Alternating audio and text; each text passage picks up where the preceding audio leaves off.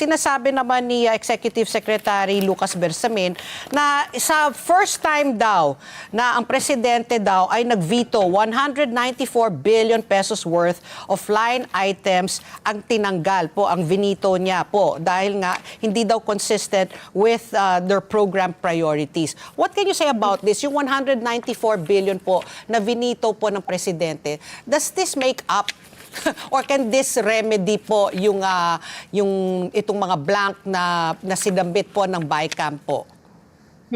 Yes, so yung 194 billion pesos po, sabi nga ni Executive Secretary Bersamin, pinagyayabang nila, ito na yung biggest na vinito, na veto ng isang presidente sa Pilipinas.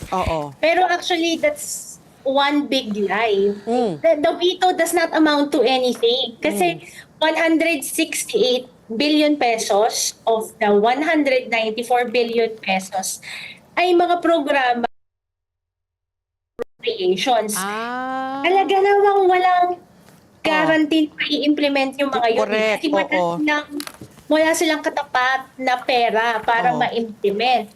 So, yung veto na yun amounts to nothing except for the 26 billion pesos veto sa budget ng DPWH. Pero ilang percent lang yung 26 billion na yun.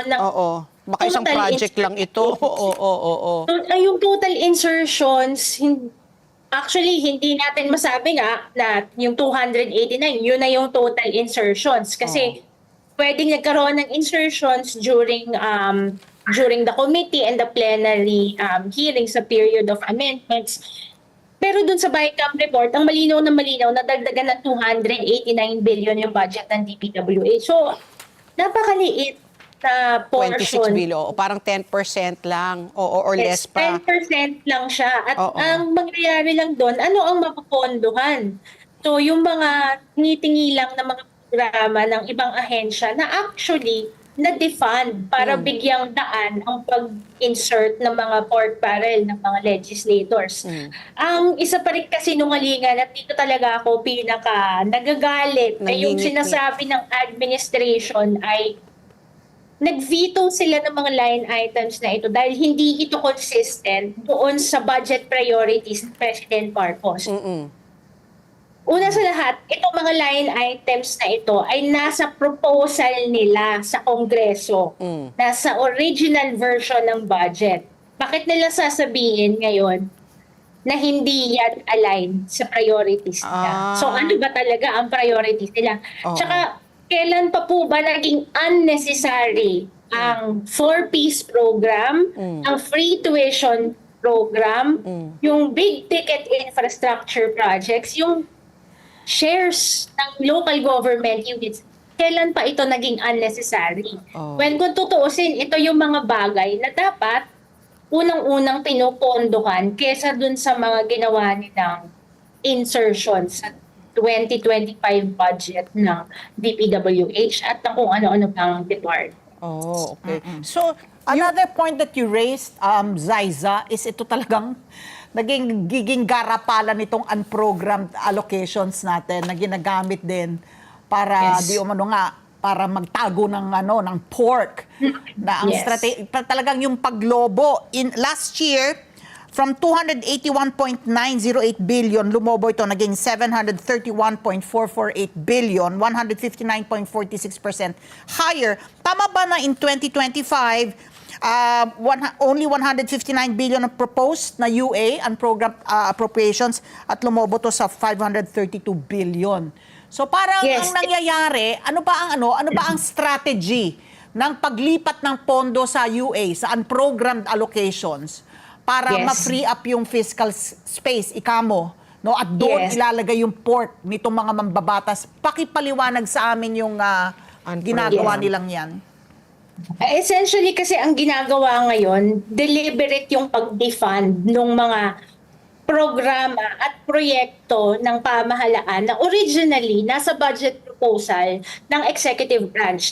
Importanteng punto po yung sabihin natin na nasa original proposal yan ng executive branch. Nasa NEP. Bakit po? Kasi batay sa konstitusyon, yung presidente at the rest of the executive branch ang may Alam. function para mag-formulate ng budget. At dapat sinasabi rin ng admin code na consistent ito sa national development policies and plans. So, ang ginagawa po ngayon ng Kongreso, tinatanggal po nila yung napakaraming line items, either in full or in part, ilalagay nila ngayon sa unprogrammed appropriations. Yung unprogrammed appropriations, ito po yung portion ng national budget na walang kasiguraduhang pondo. Mapupunduhan. Kasi hindi po ito bahagi ng original na tinatawag nating expenditure program o pagkakagastusan.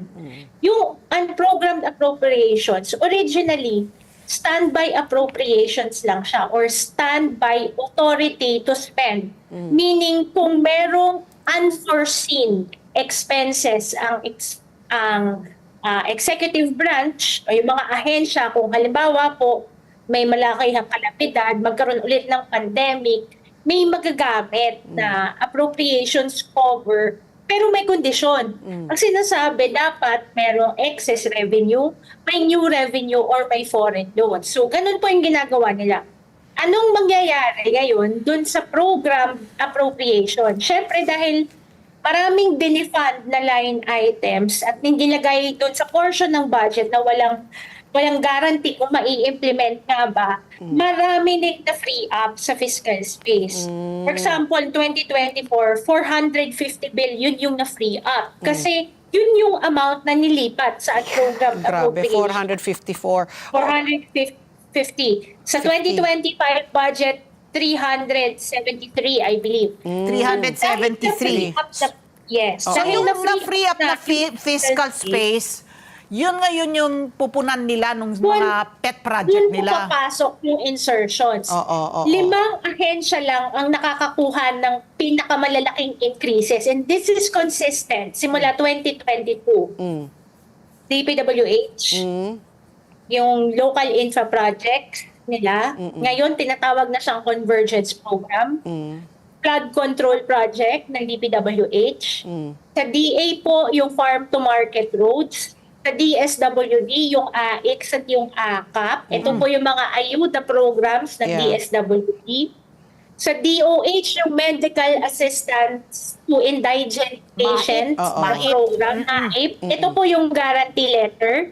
Nung tinanggal po nila ang pondo ng PhilHealth, dinagdagan po nila ng 50 billion yung MAIP sa 2024 GAA. Which means Yung kailangan mong lumapit dun sa congressman mo. Para humingi ka ng ng guarantee letter para para makakuha ka ng pera na lugar na dapat papel ng PhilHealth para yun, sa di ba? para sa yung kalusugan. So yun yung sinasabi na talagang